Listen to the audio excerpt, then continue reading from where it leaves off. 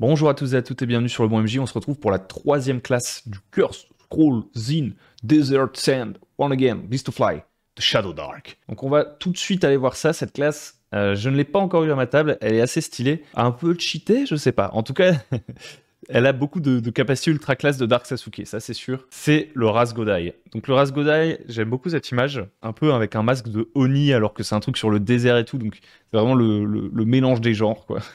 C'est vraiment les assassins orientaux fantasmés, quoi, qu'on peut avoir.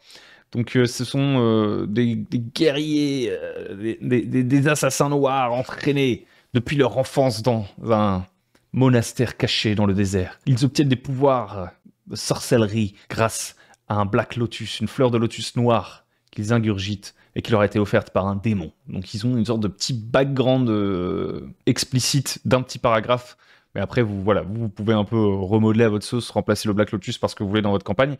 En tout cas, ils ont un peu un côté pacte avec le diable pour obtenir des capacités spéciales. Et c'est une classe qui a beaucoup de variété de capacités spéciales pour ceux qui aiment ça. Ça peut être intéressant. Moi, honnêtement, j'aime bien avoir des classes un peu simples, genre le guerrier et tout, parce que ça me force à ce que ce soit moi qui cherche des idées cool plutôt que de regarder les capacités sur ma feuille. Mais ça dépend vraiment. Et il y a des gens qui préfèrent avoir des petites capacités spéciales et tout. Et donc cette classe-là, peut-être, elle peut être pas mal pour eux. Donc on a des weapons, donc on a une sarbacane, on a des bolas, on a une dague, une chaîne rasoir, un cimeterre, un shuriken, une lance, donc ils ont vraiment que des armes thématiques. Il peut pas utiliser l'épée longue ni la dague, le mec. Ah si, la dague, excusez-moi, si, la dague il peut, mais il peut pas utiliser un arc. Non, lui, il utilise des shurikens, vous voyez.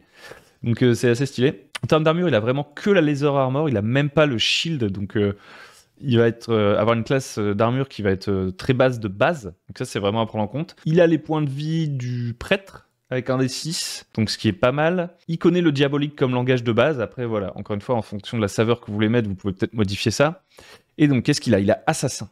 Vous avez un avantage pour les jets qui consiste à se cacher et à se déplacer furtivement. Et vos attaques infligent le double de dégâts contre les ennemis qui ne sont pas au courant de votre présence.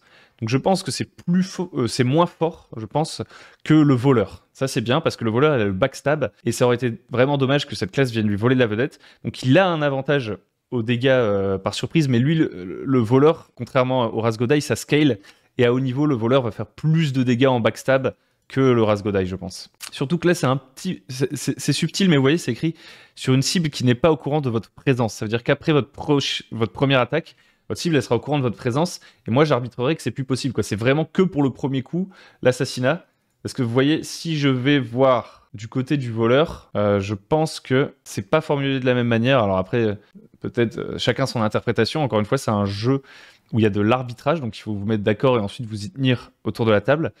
Pour le voleur, c'est on ajoute un des 6 si la créature est unaware de notre attaque, pas de notre présence. C'est-à-dire que le combat pourrait commencer, vous attaquez par surprise avec le voleur, ensuite vous vous cachez ou vous réussissez à faire une feinte ou voilà, à disparaître pour mieux revenir en plein combat, bah, vous pouvez vous retrouver encore dans la situation où la créature n'est pas au courant de votre attaque à venir, vous voyez. Alors que de votre présence, une fois que vous avez essayé de la sabrer une fois, bon, la créature, elle doit se douter que vous êtes encore là, vous voyez ce que je veux dire? Donc c'est plus limité et c'est très bien, parce que sinon la classe volerait complètement la vedette au voleur, je pense. Ensuite, il a Smoke Step 3 fois par jour. Il se téléporte à un endroit qu'il peut voir à une portée courte. Donc, et ça n'utilise pas notre action. Donc ça veut dire qu'on peut le faire en plus de se déplacer. Donc ça veut dire que déjà, on gagne de la mobilité parce qu'on peut faire un double déplacement. Mais aussi, ce qui est intéressant, c'est que comme on se téléporte, eh ben, ça nous permet peut-être de nous sortir de situations où on aurait été ralenti, vous voyez. Ou bien on aurait été à voir, encore une fois, avec l'arbitrage. C'est pas précisé, il faut faire jurisprudence ici. Mais a priori, la capacité m'empêche pas de me téléporter s'il y a quelqu'un qui me tient, vous voyez, qui m'agrippe. Donc ça me donne aussi une capacité à m'échapper qui est quand même très intéressante. Le Black Lotus. Donc au niveau 1, on peut tirer un talent dans la Black Lotus Table et ensuite... et c'est tout en fait. Hein. Ensuite, on va voir. Donc alors, vous voyez, on a deux tableaux de talents. Donc, si je regarde Rasgodai Talents, on va commencer avec le Black Lotus parce qu'au niveau 1, on a un talent Black Lotus. Donc, c'est quoi les résultats? On jette un D12, donc déjà, il y a une grande volatilité. Il n'y a pas de truc qu'on a plus de chances d'avoir qu'un autre dans cette table. Si on fait un 1, on obtient 2 Black Lotus Talents. Donc, c'est sûrement un des meilleurs trucs qu'on puisse tirer. J'aime bien regarder tout de suite les trucs aux extrémités. Si on fait un 12, une fois par jour, on peut choisir une créature de niveau 9 ou moins qui nous voit. Elle doit faire un jet de sagesse difficulté 15. Sinon, elle ne peut ni nous voir ni nous entendre pour un des 4 rounds. Donc c'est vraiment une sorte de mini-invisibilité ciblée sur une seule créature, mais c'est plus que l'invisibilité, elle nous entend pas. C'est vraiment, on disparaît. Et donc là, c'est là qu'il va commencer à y avoir besoin de faire jurisprudence pour savoir si ça fonctionne pour le assassin. Vous voyez? Moi, je dirais que la créature, une fois qu'elle nous a vus, c'est tout. Par contre, si on commence à aborder la situation en étant déjà invisible et elle peut pas nous entendre et qu'on commence à l'attaquer, c'est pas écrit que si on attaque, ça nous révèle. Et donc là, peut-être que j'autoriserai de faire l'attaque assassin jusqu'à la fin du sort. Et donc d'avoir les dégâts doublés. Je sais pas. Bon, on va pas commencer à voir comment on arbitrerait absolument tout, sinon ça va être un peu long. Donc on va juste survoler. Le 2, une fois par jour, vous pouvez paralyser une target de niveau 9 ou moins pour un des 4 rounds quand vous lui faites des dégâts avec une arme. Très très fort. Truc 3, vous avez un avantage sur les tests de dextérité pour éviter les pièges et les blessures. Ok, c'est pas mal du tout. 4, vous gagnez plus 1 en classe d'armure quand vous utilisez une arme dans chaque main. Ça, c'est pas mal parce que bon, c'est juste un plus 1. C'est pas non plus, c'est pas dingo. Mais bon, comme on n'a pas la possibilité de porter un bouclier normalement, c'est pas mal. Ici, on gagne un dé de vie supplémentaire. Ok. Ici, on fait des triples dégâts avec l'assassinat. Ça, c'est pas mal. Ici, les ennemis qui peuvent vous voir doivent faire un jet de morale. Ah non, c'est pas ça. C'est quand les ennemis doivent faire un jet de morale si vous êtes dans leur champ de vision. La difficulté du jet de morale est de 18 au lieu de 15. Donc ça, c'est très très fort, puisque quand on réduit à moitié, 1, 2, 3. Quand on réduit à moitié un groupe d'ennemis, ou à la moitié de sa vie, un boss, un truc comme ça, à moins qu'il soit mort-vivant ou qu'on arbitre un truc un peu spécial sur le moment, la règle de base, c'est qu'il doit faire un jet de morale. Et là, difficulté 18, il y a quand même beaucoup de chances qu'il y échoue, donc on devient une sorte on est le Batman, quoi. On peut faire fuir les gens. 8, une fois par jour, vous pouvez marcher sur l'eau, comme si elle était solide pendant un des 4 rounds. 9, une fois par jour, vous pouvez choisir une créature vivante de niveau 5 ou moins qui vous voit.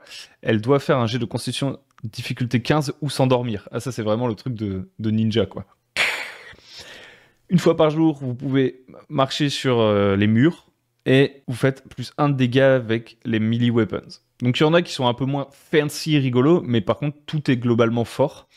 Le truc, c'est que on en a donc un de trucs Black Lotus au niveau 1. On n'en regagne pas automatiquement à chaque niveau. Ça va dépendre de notre table de talents de base. Donc sur un 2, ça c'est les talents de base, c'est plus les talents Black Lotus. Sur un 2, on est entraîné à l'usage des poisons. Donc ça, vous voyez, c'est encore un peu le même truc que la monture du Desert Rider. Qu'est-ce que je fais si dans mon jeu, j'ai pas autorisé la classe de Rasgodai? Est-ce que j'autorise l'usage des poisons? Et si j'autorise le Rasgodai dans mon jeu, est-ce que ça veut dire que les autres classes ne peuvent pas utiliser le poison, puisque lui, c'est un de ses talents de pouvoir l'utiliser? Je sais pas trop. Ce genre de truc-là, je suis pas hyper fan, je dois admettre. Ça casse un peu le côté bac à sable, pour le coup. 3 à 6, vous obtenez un nouveau talent Black Lotus. Ok, donc il y a quand même de bonnes chances d'avoir le talent Black Lotus. Ensuite, on est sur de la force dextérité et des chances de toucher au corps à corps. C'est assez classique. Et là, on gagne une utilisation supplémentaire de notre Smoke Step, donc de notre petite téléportation. Donc on va aller voir un petit peu du côté des poisons. Comment ça marche? Donc ils sont toujours difficiles d'accès, etc. Les poisons doivent faire un test de dextérité difficulté 12 pour les utiliser, au risque de se blesser avec finalement leur propre poison. Ah, tandis que les utilisateurs de poison entraînés ne peuvent faire que des erreurs sur un échec critique. Ok, donc ça c'est cool, ça j'aime bien, puisque ça veut dire que n'importe qui peut utiliser le poison, c'est juste que les autres ils ont des chances que ça se passe mal quand ils utilisent du poison, donc ça j'aime beaucoup, ce côté hasardeux. Tandis que le Rasgodai, lui, comme potentiellement c'est un mec d'élite, parce qu'il est trained, il va avoir peu de chances de se blesser avec son propre poison. Donc ça, c'est très très bien. Ça, j'aime bien. Et il n'y a que les créatures de niveau 10 ou moins qui sont affectées par le poison. Ok, ça aussi, j'aime beaucoup. Et donc là, on a 8 poisons qui nous sont proposés. En moyenne, voilà, ça va être des difficultés 15, 12, 18. Donc voilà, un mec normal, il a un peu plus d'une chance sur 2 de se faire niquer par le poison. Elles ont différentes raretés, différents moyens d'être appliqués, différents effets. C'est très bien, c'est simple, ça tient sur une page, je kiffe. Donc voilà pour le poison, qui était un peu un truc signature du Rasgodai. Je sais pas ce que vous pensez de cette classe, moi je trouve qu'elle est très cool. Parce que ce que j'aime bien dans le côté cool, en fait, ce que j'aime bien avec cette classe, au-delà du fait qu'il y ait des capacités spéciales, etc., c'est moins ce qui m'intéresse. Ce que j'aime bien, c'est qu'elle a beaucoup d'aléatoires, en fait. Quand vous allez jouer le Rasgodai, comme vous tirez aléatoirement vos talents, vous savez vraiment pas quel genre de Rasgodai vous allez jouer. Et la capacité qu'il va tirer va vraiment être déterminante sur son gameplay, je trouve. C'est pas la même chose de jouer le Rasgodai qui peut endormir un mec que de jouer le Rasgodai qui fait peur à ses adversaires que de jouer le Rasgodai qui court sur les murs ou qui marche sur l'eau. Il y a un truc un peu thématique, une sorte d'outil plus ou moins spécifique qui va nous amener à réfléchir à comment on pourrait s'en servir pour rendre ça fort, quoi. Donc ouais, j'aime bien la classe, la petite TP, l'assassinat. Je trouve que c'est cool parce que c'est assez différent du voleur qui est une classe plus simple avec moins de capacités spéciales fancy, mais qui au final, le voleur, a beaucoup plus de bonus sur tout ce qui va être compétences, etc. Et garde quand même bien sa signature de coup de dague qui va faire un des trucs qui fait le plus de dégâts du jeu. Donc je trouve que c'est bien fait pour le coup. Je sais pas ce que vous en pensez. Et puis voilà, on en a terminé avec les classes de supplément là, et on en entamera un autre plus tard.